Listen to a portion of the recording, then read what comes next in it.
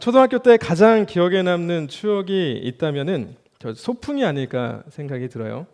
그 멀리 가는 건 아니지만 좀 학교를 떠나서 친구들과 마음껏 떠들 수 있고 또 놀 수 있다라고 하는 것 때문에 이 소풍 전날 밤은 항상 들뜬 기분으로 그 잠을 이루지 못하고 기다렸던 그 기억이 있습니다.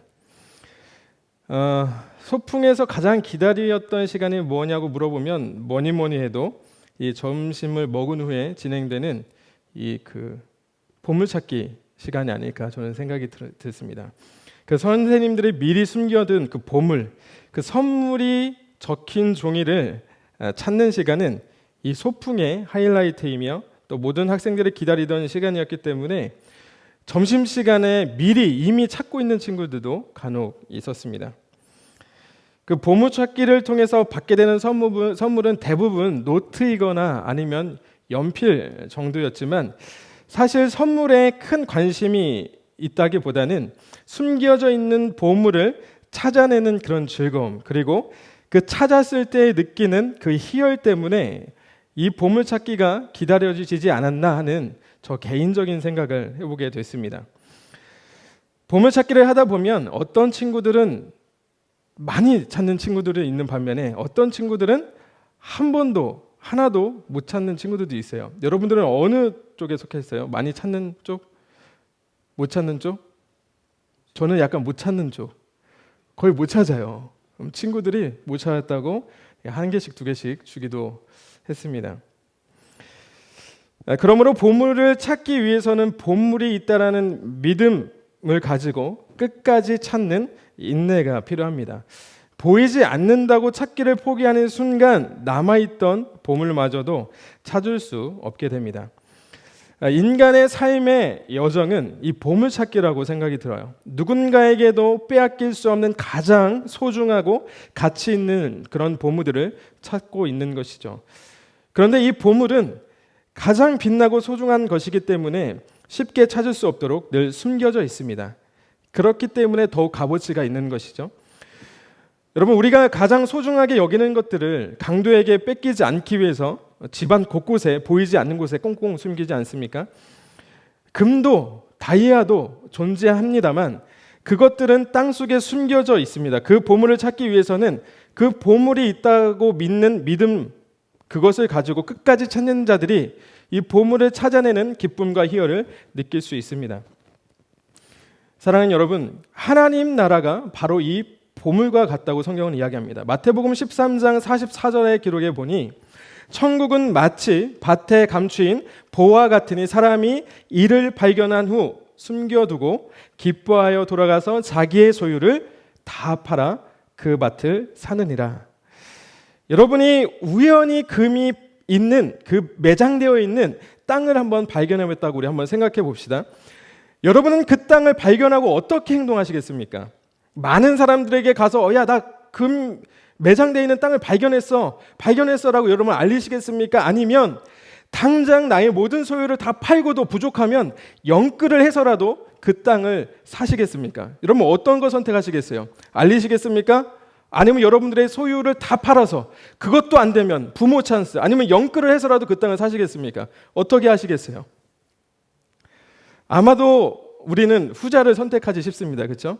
금이 있다고 해가지고 그것들을 모든 사람들에게 공유하고 싶은 마음은 여러분들 마음속에 없을 거로 저는 확신합니다. 저도 마찬가지고요. 하나님의 나라를 발견한 사람이 바로 이와 같다는 겁니다. 내가 가지고 있던 그 어떠한 소중한 것보다도 더 가치 있고 더 아름다운 것을 발견하고 나면 내가 가지고 있던 모든 것을 다 팔아서라도 그것을 소유하려고 하는 것처럼 하나님의 나라를 발견하고 맛본 사람은 이 세상의 것에 목숨을 걸지 않는다는 거예요. 사랑하는 여러분, 제가 인간의 삶의 여정은 보물찾기와 같다고 여러분에게 말씀을 드렸습니다. 인간의 삶의 여정은 천국, 즉 하나님의 나라를 찾는 여정이에요. 유한한 세상 속에서 영원한 가치를 찾는 겁니다. 변하지 않는 그 영원한 것이 어디 있는지 우리는 그 영원한 것을 찾아 헤매요. 그렇죠? 여러분, 우리가 만약에 돈을 많이 가지고 있다고 여러분 만족하시겠습니까? 만족하지 않습니다. 더 많은 것을 원하죠. 내가 아무리 좋은 것을 가지고 있다고 하더라도 그것이 변치 않는 영원한 것이었으면 좋겠다라는 것이 우리의 욕망 아닙니까? 그렇죠? 우리가 건강한 몸을 갖고 언제까지 사셨으면 좋겠어요? 100세 살고 싶습니까? 아니면 120세? 아니면 200세? 아니죠. 우리는 건강한 몸으로 200세가 아니고요. 영원한 삶을 꿈꿉니다. 그것을 원하는 거예요. 하나님 나라를 발견한 사람은 이 세상에 가치 있는 것에 목숨 걸지 않습니다. 왜냐하면 영원한 것을 발견했기 때문에 그렇습니다. 자, 그 영원한 것을 발견한 사람들의 삶이 어땠을까요? 오늘 본문 히브리서 11장은 우리가 흔히 너무 잘 알고 있는 믿음장이라고 이야기합니다. 우리는 결코 따라갈 수 없을 것 같은 그 믿음의 사람들, 그 위대한 믿음을 소유했던 사람들을 쭉 나열하면서 그들의 믿음의 실체가 무엇인지에 대해서 말씀하고 있어요. 제가 다 언급할 수는 없습니다. 대표적으로 몇 명만 제가 소개를 할게요. 여러분, 노아는 하나님의 명령에 따라 가지고 산 꼭대기에 방주를 만들었습니다. 방주를 만드는데 소요된 기간은 대략적으로 70에서 80년 정도 추측을 하고 있고요. 노아가 방주를 만드는 기간 동안에는 아무 일도 일어나지 않았습니다. 70년, 80년 동안 산꼭대기에다가 방주를 만들고 있는데도 아무 일도 일어나지 않았습니다. 이로 인해서 노아는 아마도 사람들로부터 온갖 조롱과 수치를 다 당했을 거예요. 그럼에도 불구하고 노아는 묵묵히 방주를 만듭니다. 70년 동안, 80년 동안. 분명히 하나님은 비가 내릴 거라고 얘기했고 심판할 거라고 말씀하셨는데 70년이 흐르고 80년이 돼도 비가 내리지 않아요. 심판의 징조는 보이지 않습니다.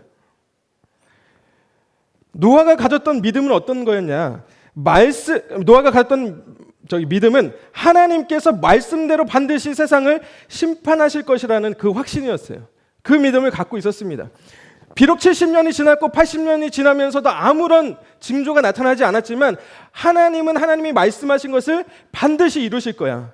그거 나에게 약속하셨어. 나에게 말씀하셨어. 그거는 70년 후에, 80년 후에, 100년 후에, 200년 후에도 하나님은 반드시 이 약속을 이루실 거라고 하는 그 확신을 갖고 있었다는 거예요. 그리고 또 한 사람 아브라함은요. 하나님께서 가라고 하신 곳이 어디인지 알 수 없는 그 미지의 땅이었지만은 내가 너로 큰 민족을 이루겠다. 너에게 복이 되게 하겠다라는 그 하나님의 약속을 믿고 말씀을 따라갔습니다. 그러나 여러분, 이 말씀을 따라간 아브라함 앞에 펼쳐진 그 가나안 땅은 어떤 거였냐? 기근이었어요, 기근. 그래서 애굽으로 내려가게 됩니다. 하나님의 말씀을 따라서 가나안 땅에 도착했는데 그가 마주한 현실은 기근이었단 말이에요. 사랑하는 여러분, 하나님만 믿으면, 예수님만 믿으면 다 잘 될 거야 라고 하는 것은 믿음입니까? 네? 어떻게 여러분 예수님 믿으니까 다 잘 됐나요? 여러분 하나님 믿으면 잘 된다고 해가지고 믿어봤는데 어떻게 여러분의 삶이 윤택해지셨습니까? 더 나아지셨어요? 평안과 풍요로움이 넘칩니까? 고난과 시험은 여러분 가운데 없습니까? 여러분 하나님만 믿으면 다 잘 될 거야. 예수님만 믿으면 다 잘 될 거야 라고 하는 것은 여러분 믿음이 아니고 허상입니다. 허상. 여러분 믿음의 길에는 반드시 시험이 따르게 되어 있습니다. 그것이 하나님의 원리예요. 여러분 그런데 이 시험은 우리를 낙심하게 하는 시험이 아니고요. 우리를 성장하고 성숙하게 하는 하나님의 의도가 숨겨져 있습니다. 다만 우리를 낙심하게 만드는 것은 하나님이 주신 그 시험이 아니고요. 야, 내가 하나님의 말씀을 따라왔는데 기근을 만나게 하신다고? 내가 하나님의 말씀을 따라왔는데 나에게 고난이 있다고? 라고 여기는 우리의 태도에 있습니다. 여러분 하나님을 따르는 것은 세상을 등지는 겁니다. 이미 내가 하나님을 따르겠다고 결정한 순간부터 우리는 세상으로부터 등을 돌리고 세상을 등지는 것입니다. 세상으로부터 돌아서는 일이에요. 여러분 세상을 거스른다는 것은 그 자체가 세상에서 살아가는 우리에게 고난입니다. 내가 하나님을 따르겠다고 결정한 순간부터 우리는 이미 고난을 받기 시작하는 거예요. 여러분 우리가 예수님을 삶의 주인으로 영접할 때부터 우리는 나는 이제 세상의 노예로 살지 않겠어라고 여러분 결단하시면서 돌아서신 것 아니겠습니까? 그래서 하나님께서 하나님을 따르는 사람들을 때로는 광야로 인도하신다는 거예요. 광야를 한번 보세요. 하나님을 따라서 기껏 왔더니 광야야. 이스라엘 백성들이 애굽으로부터 탈출해서 왔는데 기껏 열심히 홍해도 목숨을 죽을 것 같은 그 고비를 넘겨서 나타났더니 건너봤더니 뭐가 있습니까? 펼쳐진 눈앞에 광야가 있는 거예요. 광야의 현실이 있는 겁니다. 아무것도 없어요. 광야에 사방에 둘러봐도 길도 없습니다. 물도 없어요. 먹을 것도 없고 피할 그늘도 없습니다. 그런데 하나님께서 광야로 부르시는 이유는요, 광야 곳곳에 비밀스러운 축복의 보물을 숨겨 놓았기 때문이에요. 숨겨 놓았기 때문에. 그 보물이 누구냐면 하나님이에요. 하나님. 여러분, 가나안에 가면 하나님이 있을 것 같습니까? 가나안에 가면 하나님이 우리에게 허락하신 땅이니까, 축복의 땅이니까 가나안 가면 하나님이 있을 것 같아요? 아니요, 그곳에 하나님 없어요. 그거는 성경에 기록되어 있습니다. 이스라엘 백성들이 가나안에 가서 하나님이 없이도 잘 사는 모습을 보여주죠.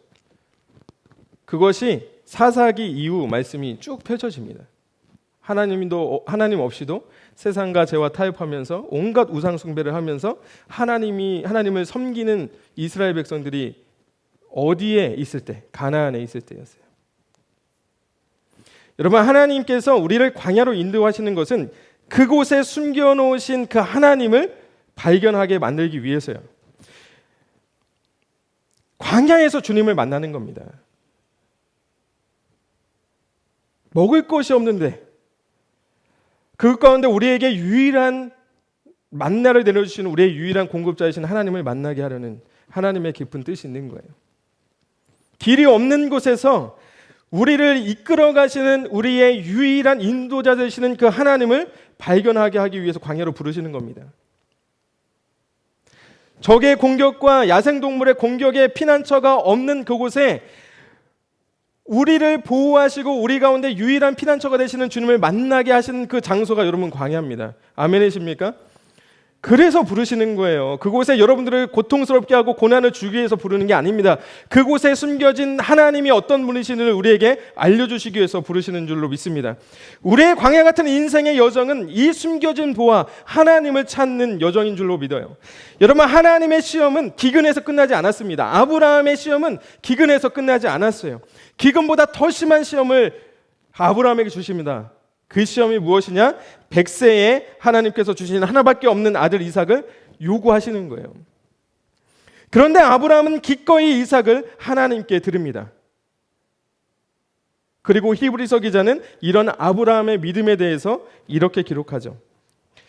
그가 하나님이 능히 이삭을 죽은 자 가운데서 다시 살릴 줄로 생각한지라.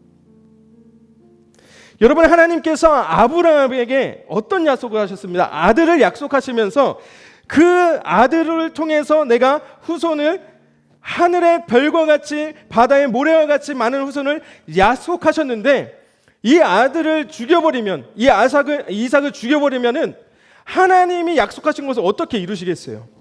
그런데 아브라함의 믿음은 그렇지 않았다는 거예요. 내가 비록 이 순간 하나님이 나에게 그 이삭을 바치라고 요구하셨지만 내가 이삭을 죽일지라도 하나님께서 이 이삭을 다시 살리셔서 하나님이 약속을 반드시 이루실 거라는 그 믿음이 있었다는 겁니다. 그래서 드릴 수 있었다는 거예요. 사랑하는 여러분, 아브라함은요, 하나님께서 약속한 땅을 얻었을까요? 못 얻었을까요? 못 얻었습니다. 그리고 죽었어요. 뿐만 아니라 그의 아들 이삭도 그리고 야곱도 요셉도 가나안 땅에 들어가지 못했습니다. 약속하셨는데 그 약속한 것을 받지 못하고 다 죽었어요. 요셉은 이스라엘 자손들이 애굽에서 떠날 것을 예언하면서 너희들이 떠날 때에 나의 유골 좀 가져가다오, 이 유언을 남겨요. 요셉이 이렇게 말할 수 있었던 것은 반드시 하나님이 이스라엘을 가나안으로 인도하실 것을 믿었기 때문입니다. 왜냐하면 하나님이 약속하셨기 때문에. 결국 요셉의 유골은 400년이 지난 후에 모세가 가지고 나오게 되죠. 그리고 아브라함과 함께 하셨던 하나님의 약속이 여호수아 시대에 되었을 때 비로소 그때 가나안 땅을 차지함으로 이루어지게 됩니다. 사랑하는 여러분, 우리 그리스도인들이 갖는 믿음은요, 단순히 하나님의 존재를 인정하는 것, 거기서 머물지 않습니다. 야, 나는 하나님이 계신 것을 믿으니까 내가 믿는 하나님이 내가 꿈꾸고 바라는 나의 소원을 반드시 이루어 주실 것이라는 그 확신이 우리의 믿음이 아니라는 거예요. 죄송한 말씀이지만 여러분, 그것은 우리의 소원이지 하나님의 소망이 아닙니다. 그건 내가 바라고 내가 꿈꾸는 소원이지 하나님이 이루셔야 되는, 하나님이 계획하신 하나님의 소망이 아니라는 겁니다. 여러분, 그리스도의 믿음은 하나님의 약속은 반드시 이루어진다라고 하는 확신에 있는 거예요. 거기에 근거한 겁니다.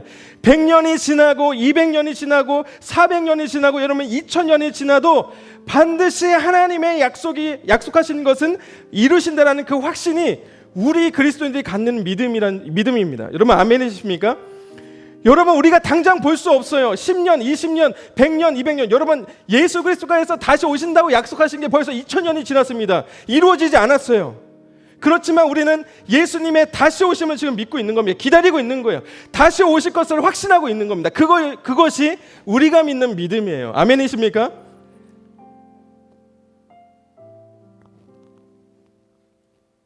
지금 여러분이 바라고 원하는 것은 여러분의 개인의 소원이지 하나님의 소망이 아니라는 거예요. 하나님은 나의 소원을 이루어 주시는 분이 아닙니다. 하나님이 계획하시고 약속하신 소망을 이루시는 하나님이라는 사실을 깨닫게 되는 그런 축복이 오늘 여러분 가운데 있기를 주님의 이름으로 축복합니다. 여러분, 하나님을 만난 사람, 예수님을 만난 사람, 하나님의 나라를 경험한 사람은요, 세상의 것을 갈망하는 그런 욕심으로 사는 사람이 아니라 하나님의 나라를 갈망하는 진심으로 사는 사람들이 바로 그리스도인들이에요. 하나님을 만나지 못한 사람, 하나님의 나라를 경험하지 못하는 사람은 우리의 욕심으로 살아갈 수밖에 없어요. 그래서 내가 욕심하는 것, 내가 욕망하는 것, 내가 꿈꾸고 있는 것을 이루는 것에 우리의 최고의 가치를 두고 그것을 향해 달려갑니다. 그러나 하나님의 나라를 보게 된 사람, 그 약속을 신뢰하는 사람은요, 나의 욕심이 아니고 하나님을 향한, 하나님을 갈망하는 그런 진심으로 살아가는 사람들인 줄로 믿습니다. 사랑하는 여러분, 오늘 히브리서는 히브리 사람들에게 쓴 편지입니다. 그래서 오늘 본문에 등장하는 사람들은요, 구약 성경에 등장하는 믿음의 사람들이에요.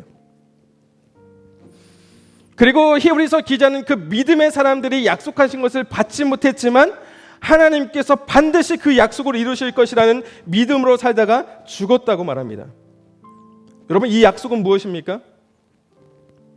이 약속은 하나님의 나라예요. 하나님의 나라. 하나님의 나라는 우리 어떻게 가죠? 어렸을 때 주일학교 때 찬양 안 부르셨어요? 돈으로도 못 가요? 무엇으로 간다고요? 믿음으로 가는 줄로 믿습니다. 아멘. 믿음으로 가는 거예요. 하나님의 나라는. 하나님께서 아브라함이 하나님이 믿은 것을 의롭게 여기신 것처럼 하나님의 나라는 아브라함의 후손을 믿는 믿음으로 가는 겁니다. 그게 누굽니까? 바로 예수 그리스도예요. 히브리서 11장에 기록된 믿음의 사람 어느 누구도 하나님이 약속하신 아브라함의 후손을 보지 못하고 죽었습니다.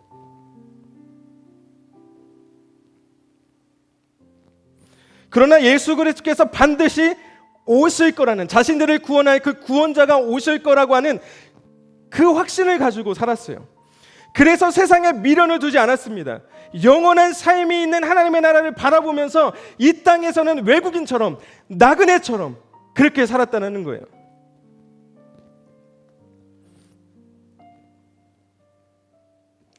여러분, 성경에 기록되지 않은 이 말라기와 마태복음 사이에 400년의 공백기가 있습니다. 그것을 우리가 신구약 중간기라고 이야기해요. 그 기간 동안에도 하나님의 역사는 계속해서 진행이 됐고 세상의 역사도 계속해서 진행이 됐습니다. 그때 당시에도 믿음 때문에 온갖 고난과 죽음을 당한 사람들이 있어요. 히브리 문헌에 기록된 한 가족의 이야기를 하고 제가 마치려고 합니다. 헬라 제국 시대의 시리아 왕이었던 이 안티오쿠스 4세는요, 예루살렘 마을 한가운데 한 가족을 불러냅니다. 어머니 7명의 아들이 있었어요. 이 안티오쿠스 4세가 명령합니다. 솥에 물을 좀 끓여라. 팔팔 뜨겁게. 그리고 그들에게 하나님을 거부하고 그리고 부정한 음식을 먹으라고 강요를 해요. 첫째 아들이 거부하자 어머니와 다른 아들들 앞에서 이 왕이 한 행동은요, 너무 잔인하고 끔찍해요. 머리를 도려냅니다. 그리고 혀를 잘라요. 사지를 자르라고 명령합니다. 그렇게 했는데도 이 첫째 아들이 죽지 않았어요. 팔팔 끓는 솥에 넣으라고 명령합니다. 그리고 둘째 아들한테 말하죠. 하나님을 거부하고 부정한 음식 먹으면은 살려줄게. 너 거부할 거야? 저렇게 될 거야. 둘째 아들도 똑같이 죽습니다. 그리고 셋째한테, 넷째한테, 다섯째한테, 여섯째한테 동일하게 물어요. 그리고 모두 똑같은 방법으로 죽습니다. 그리고 마지막 아들과의 대화가 기록이 되어 있어요. 한날 7명의 아들을 잃어버리는 그 여인이 이 막내 아들과의 마지막 대화에서 이렇게 말합니다. 너희 생명은 하나님께서 주신 거야. 내 거 아니야. 너희 눈, 너희 코, 너희 입, 너의 귀, 너의 팔과 너의 다리 다 하나님께서 주신 거야. 너희가 하나님을 거부하지 않고 저주하지 않으니 하나님께서 먼 훗날 지금 빼앗긴 것보다 더 좋은 것을 너희에게 주실 거야. 사람이 태어날 때 그 모양 그대로 더 좋은 것을 하나님께서 너희에게 주실 거야. 여러분, 이게 우리가 가져야 되는 믿음입니다. 이것이 우리가 가져야 되는 믿음이에요. 이 사람들이 바라본 것은 하나님의 약속이었어요. 예수 그리스도의 다시 오심을 기다리는 믿음, 그리고 그때에 다시 일어날 그 부활과 악한 마귀와 사망으로부터 얻을 그 승리와 영원한 생명을 가지고 들어갈 하나님의 나라를 바라본 겁니다. 그것이 우리가 가져야 되는 믿음이에요. 여러분, 이런 믿음을 가진 사람들은 세상이 감당할 수 없다라고 오늘 성경을 기록합니다. 세상은 믿음의 사람들을 공격합니다. 때로는 고통을 주기도 하고 죽이기도 하고 두렵게 만들기도 합니다. 그러나 믿음의 사람들은 그것을 피하지 않았어요. 그것이 오늘 본문 35절부터 37절에 기록된 기록입니다. 여자들은 자기의 죽은 자들을 부활로 받아들이기도 하며 또 어떤 이들은 더 좋은 부활을 얻고자 하여 심한 고문을 받되 구차히 풀려날 것을 원하지 아니하였으며 또 어떤 이들은 조롱과 채찍뿐만 아니라 결박과 옥에 갇히는 시련도 받았으며 돌로 치는 것과 토벌을 켜는 것과 시험과 칼로 죽임을 당하고 양과 염소의 가죽을 입고 유리하며 궁핍과 환난과 학대를 받았지만 그것을 피하려고 하지 않았다라는 거예요. 여러분, 이들은 어떤 공격도 피하지 않았습니다. 세상이 그들을 감당하지 못하기 때문에 믿음의 사람들은 혹독한 세상의 가장자리로 다니면서 최선을 다해서 믿음의 길을 걸어갔습니다. 에베소서 6장 전신갑주 5번째 악한 공격의 불화살을 소멸할 수 있는 믿음의 방패예요. 믿음의 사람들을 통해 본 것처럼 우리는 믿음은요, 그 어떤 공격도 무력화할 수 있습니다. 믿음은 악한 마귀와의 그 전쟁에서 마귀의 전의를 상실할 수 있게 하는 아주 강력한 방어구이지만 공격이에요. 갈수록 치열해지고 강력해지는 세상의 공격과 마귀의 공격 앞에 여러분 어떻게 살아가시겠습니까? 세상은 더 여러분들에게 많은 것을 보여주면서 여러분들을 공격할 거예요. 이 안티오코스 4세보다 더 두려운 것들을 여러분들에게 줄 겁니다. 보여줄 거예요. 그리고 여러분에게 요구할 겁니다. 여러분 어떻게 하시겠어요? 사랑하는 여러분, 우리 하나님의 약속을 붙드십시다. 아멘.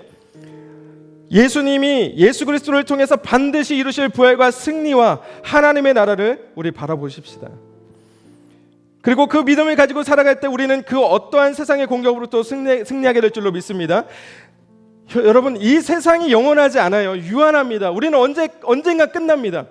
우리는 죽습니다. 그러나 예수 그리스도께서 다시 오시겠다고 약속하셨던 그 약속이 우리 때에 이루어지지 않을지라도 반드시 예수님께서 다시 오실 것을 믿는 믿음으로 살아가시는 여러분들 되시기를 주님의 이름으로 축복합니다. 벌써 2000년이 지났지만 오지 않았어요. 그렇지만 우리는 아브라함이 가졌던 그 믿음과 동일한 믿음으로 우리는 살아가고 있는 거예요. 오신다고 약속하셨으니까 2000년 후에 비록 우리 때에 이루어지지 않을지라도 1000년 후에 3000년 후에도 하나님은 예수 그리스도는 반드시 오실 거라고 하는 그 믿음 가지고 살아가시면은 그 영원한 것을 바라보실 때에 우리는 결코 낙심하지 않습니다. 다시 오신다고 약속하셨어요. 그리고 우리는 죽지만 예수님이 다시 오실 때 우리는 다시 부활할 겁니다. 그리고 영원한 생명을 가지고 하나님의 나라에서 하나님과 영원히 사는 그 믿음과 그 확신을 가지고 살아가시는 저와 여러분 되시기를 다시 한번 주님의 이름으로 축복합니다.